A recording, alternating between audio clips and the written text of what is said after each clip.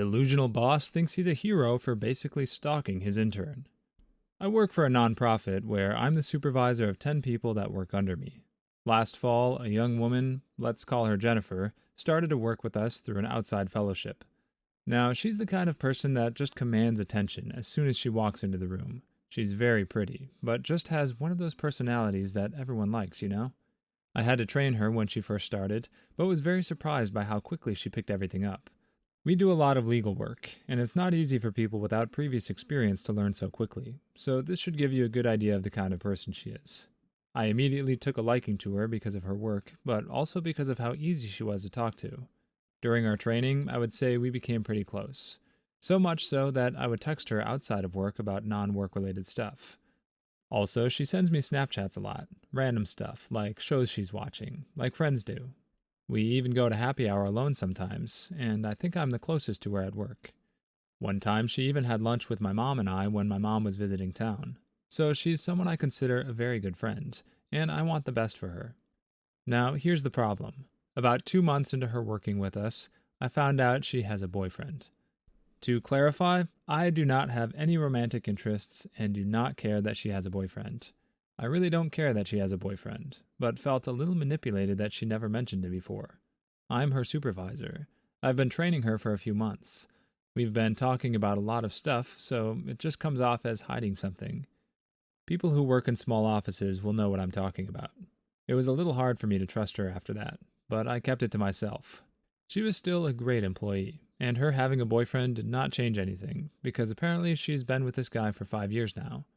He doesn't live in the same city, and they barely see each other from what I understand. So months go by, and everything is going really well. So much so that I was even thinking about recommending her for a promotion. We became even closer during this time. About 2 weeks ago, our parent group hosted a fundraising gala. I asked Jennifer if she would like to go with me, and she said yes. I always have a great time with her, so I was really looking forward to it. The night of the gala, I called to see when I should pick her up. She said her boyfriend was in town and he would drop her off, so she will just meet me there. This is the first red flag I noticed. Is this guy really that insecure that he can't even let her date take her to this gala? 5 years and this insecure? That's a problem. But I just agree and say, okay, I will meet her there. I get to the gala and start to mingle. She eventually gets there, but I don't approach her. Honestly, I was still pretty bothered by what happened earlier, so I wanted her to come to me and apologize. She came up to me and we talked, but she never apologized for what she did. But I ignored it. Soon we were talking just like before, and honestly really enjoying each other's company. Here's when I noticed the second red flag. Jennifer and I were talking to another couple when she excused herself because she had to take a call from her boyfriend. I thought it was pretty rude, and she's never done something like this before. A little later, she comes back and says that her boyfriend is picking her up and she will leave early. Third red flag. She was very much looking forward to this night, and suddenly she wants to leave early? You know when you can just tell someone isn't happy in their situation? Yeah, I definitely felt it right away. A little while later, he gets there, and I kid you not, this idiot walked into the gala wearing shorts and a t-shirt. I almost wanted to laugh, but I didn't want to embarrass him. Jennifer introduces me to him, and I make pleasantries, but I do make a joke about how he must feel a little out of place. He says something like, "Nah, not really sticking around, so not a big deal." Okay, I don't really get what that has to do with anything. My point was that he was at a black tie event dressed like he's going to the gym. I don't care if you're there for 5 minutes or 5 hours. That's weird. So you can already see he's getting an attitude with me for no reason. I follow up with, well, there are some really important people here. And his response was something like, I've met senators wearing flip-flops. I think I'll be okay. Holy smokes, I'm getting angry writing this. But you see what I'm talking about, right? He completely rubbed me the wrong way. So anyways, as she's leaving, I tell her to let me know if she gets home okay. It gets around midnight, and she hasn't sent me a single message. So I sent her a text, and no reply. I sent her another message around 1 a.m. saying I'm worried, and just to let me know if she's okay. No reply. I have a hard time sleeping that night because I'm genuinely concerned. It's just the kind of person I am. I need to know my friends are okay, or it bothers me. I wake up the next morning after getting really bad sleep, and she still hasn't responded. This makes me upset because I can see she's uploaded pictures on Facebook, but yet won't respond to my text. The only explanation is that her boyfriend is the reason. She always responds to me at most a few hours later. So, Sunday night, I finally sent her another message, really detailing how upset I was with how she was treating me. Also, how much control I feel her boyfriend was exerting over her was really making me lose respect for her. I always thought she was this strong, independent woman, and suddenly this guy is controlling who she can or can't talk to. Of course, I get no reply. Monday, we inevitably see each other at work, and she confronts me first thing in the morning. Before I even get a chance to speak, she says I made her uncomfortable, and she wants to just finish her last 2 months of fellowship without any contact that is not necessary for work. This was about 2 weeks ago. I was really upset at first. But honestly, I've done a lot of reading. When you're in a controlling relationship, you stop seeing the world the way it is, and only the way the controller wants you to see. It makes me really sad that I'm losing a good friend because her boyfriend has insecurity issues. So, a few concerns here. She started dating him 5 years ago, meaning she was only 19, and this is therefore pretty much the only adult relationship she knows. Also, the guy is a lobbyist. She wants to work in public service, help immigrants and refugees, but yet dates a lobbyist? Does she really not see the contradiction here? I think over the past 5 years, he's done a good job gaslighting her, and it's to the point where it's affecting her relationship with other people, and it breaks my heart to see this happen to a good friend. My question is this: what is the best approach to let her know of these concerns I have? How can you make someone who refuses to see reality actually see what is happening? I have spoken to my mother, and we both agree it would be best that she's also there when I approach Jennifer. However, do you think it should just be me alone, or would it be better having a motherly figure there to talk about something this serious? And if we have this conversation and she still refuses to break up with her gaslighting boyfriend, what are the final steps I should take? To be frank, I'm not sure I can remain friends with her if she continues to date him. I'm simply not the kind of person who will stick by someone who is willingly ruining their own life. I can't stop thinking about this and haven't gotten any work done today. I really look forward to your suggestions, and thank you for all your help. For any of you that are currently in a toxic relationship, get out before it's too late. This original poster really took me for a ride on this one. I just had to check my temperature to make sure I wasn't having a fever dream. First of all, it's perfectly normal for your boss not to know if you're dating. They shouldn't care. Second, it is perfectly normal to break other plans when you have a chance to spend time with someone you love who you haven't seen in a while. Third, having a really good work friend is not the same as having a really close friend.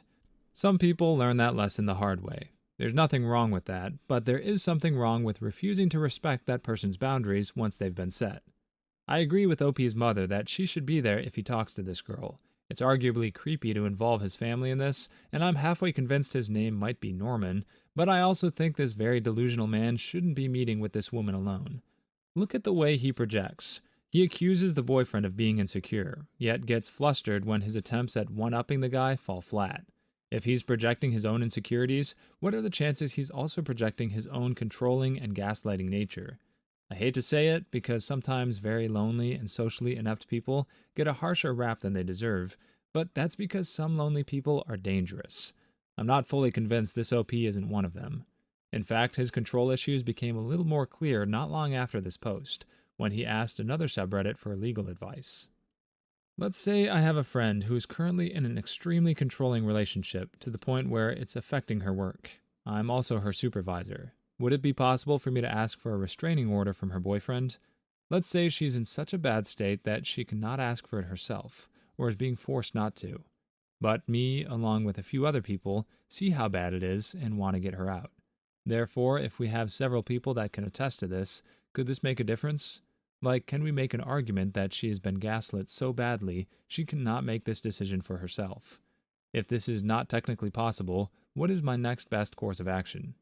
By a few other people, do you mean your mother? Either way, the commenter said he could call the police if things were really bad, but what he's asking here is ridiculous. And honestly, if he doesn't leave this girl alone, the police are going to be called anyway. In fact, while not saying it outright, another post makes it sound like she's already gone over his head to report his creepy behavior. And just watch how quickly his nice guy routine starts to unravel. Effing biscuit, I've been in this profession a decade longer than you. I could have helped you move forward in your career. Now you're talking smack? You're really going to try to ruin my reputation when all I did was try to help? Do you know the connections I have? You think when you leave in a month, you'll just slide in easily in some new job? I'll effing ruin you and make sure everyone knows how terrible of an employee you were. Let the games begin, you dumb biscuit. Try to keep your effing legs closed for a few minutes while I fix the damage you caused. You really have no idea how nonprofits work, do you? This is such a small world, and you attack the one person who has helped you from the beginning.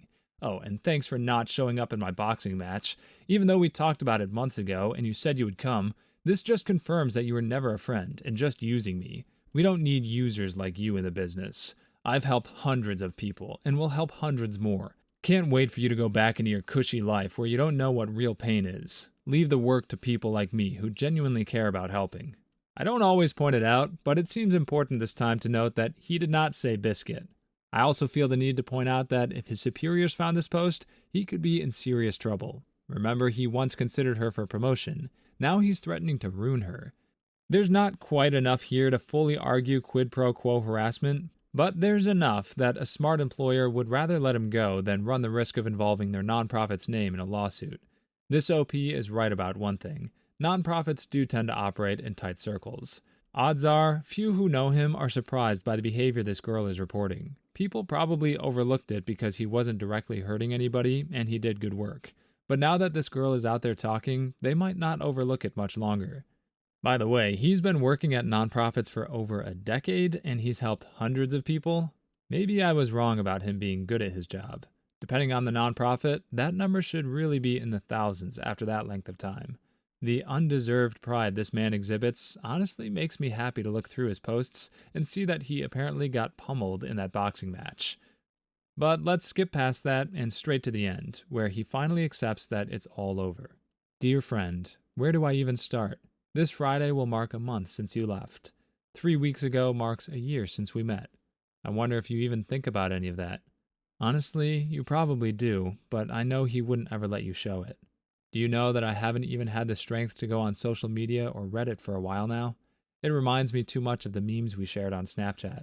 But I'm tired of holding back my happiness because you choose to be dense. I remember like yesterday when you first walked in. Nervous, unsure, but beautiful nonetheless. I immediately introduced myself. This is something I never do, as I have to maintain a role of authority. But something about you was different. Well, I thought so anyways.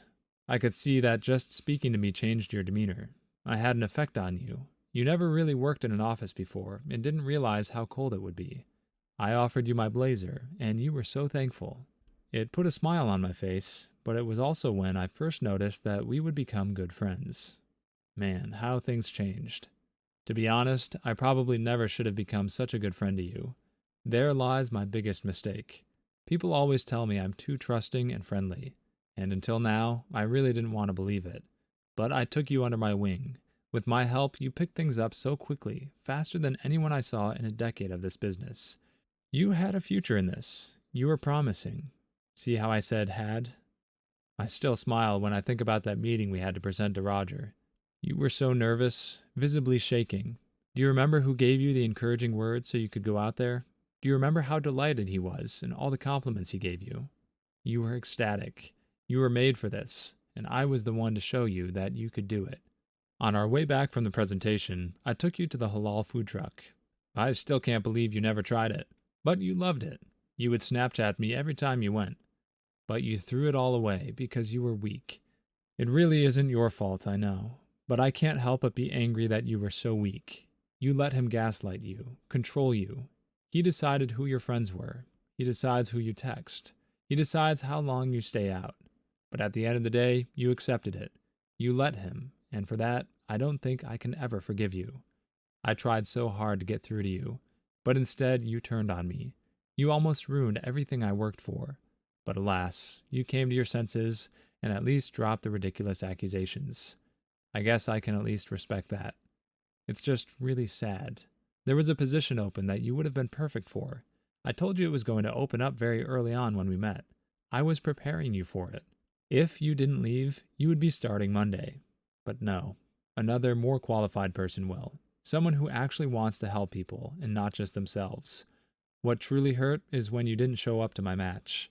I told you about how hard I've been working, and you pretended to be so supportive. You promised you wouldn't miss it. But where were you? I know you had nothing to do that night. I saw your status about how you started binging True Blood. Something I introduced you to, by the way. So what was your excuse? Gross. Your behavior is just gross. We could have built an empire, but I will now build it on my own. I was always going to. I just thought I would help a friend along on the journey. But it will be truly interesting when you're broke, lonely, and depressed in a few years because of this terrible mistake. When you come back to me looking for help, I will no longer be the guy who bends over backwards for you. I hope you remember that. You made this decision. You chose him over your future. You chose him over your career. You chose him over your friends that really cared for you. It's sad. Pathetic, really. I feel bad, but also amused and angry. Today has just been hard because I found out the person we interviewed will start Monday. It just brought back a lot of memories, and I just had to vent. But you probably don't care. You were acting just to boost your own ego, not because you ever cared about the people we helped. You're a sad and broken person. You're pathetic, and it disgusts me how you acted at the end. But you will just be a smudge in my memories. Good luck, kid. You're going to need it. As much as he tries to sound forgiving, he repeats the same delusional behaviors from his first post. Feeling he's owed an apology for someone else's relationship with their boyfriend, thinking Snapchat makes people close friends, and accusing her of being gaslit while also blaming her for it. But here's the really sad part. It doesn't look like this man is a troll. In a lot of cases, they make these posts on new accounts without really posting anywhere else. Everything they post is part of the performance. This guy posts about boxing and other subjects in ways completely unrelated to this story. Yet flavorings of this story and OP's generally alarming behavior still pop up in some of those comments. This appears to be a very real man, every bit as pathetic and broken as he accuses others of being. I'm not trying to ruin your faith in the world. If you spend as much time on Reddit as I do, you don't have any. But definitely be careful out there. Not all guys like this are truly dangerous, but some of them absolutely will interfere with your work life out of petty jealousy. This OP is clearly one of them. The fact that someone like him is working with people who need help is truly terrifying. My question is, was the girl right to drop her accusations against him and just leave quietly, or should he have been held accountable? What would you have done in her shoes? Would you have gone to watch him get beat up at his boxing match? Leave us a comment and let us know. Click on one of the videos you see on the screen now, or a Karen will sue you.